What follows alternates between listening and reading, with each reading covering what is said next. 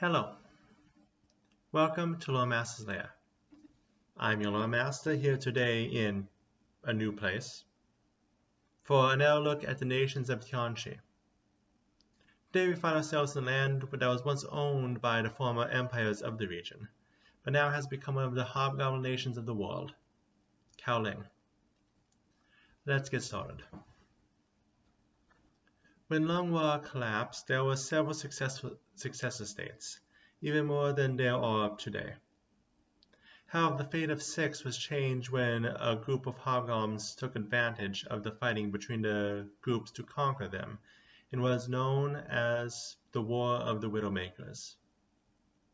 The hobgoblins then united while the others squabbled, and quickly brought about the nation of Kaoling. Of course, the largest population of the nation is of hobgoblins. Along with them are other monstrous ancestries which blend with the government adequately, giants, etins, and ogres. Finally, there are a small amount of people who lived here before the formation of the nation, who are humans, elves, and samsarans, who still live here under the condition of accepting hobgoblin rule. The government of the nation is the Council of Nine, which was originally made of the 9 generals who conquered the nation. These are today made of the Emperor, who has nearly unlimited power, and the 8 main generals, who vote for most significant decisions, but a smart emperor will limit these votes as much as possible. As expected of a hobgoblin nation, the focus of the people is work.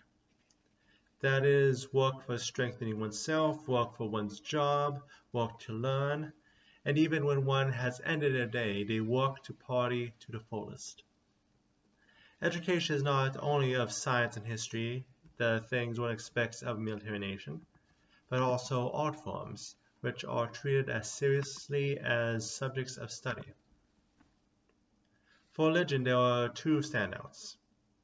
First, what militant society would Kaoling be if they did not have a large faith in General Suzumu? Second, to match, we have a decent-sized faith in Yazing, to the point where his faith's public executions are treated as holidays, or as much of a holiday as you can expect from hobgoblins. The majority of the nation is flat land, west of the Sea of Eels. The land is also dotted with ruins from the former successor states. Landmarks include the grave of Moshe Shoda, the unifier of the nation, surrounded by everyone who fought and died in the conquests, and the Spirit Scar, the location of a monastery to Lady Nonvio, which refused to be captured, letting the earth swallow itself instead.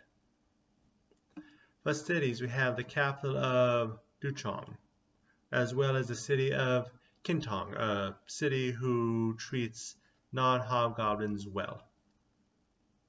And that quickly brings us to the end of today's video.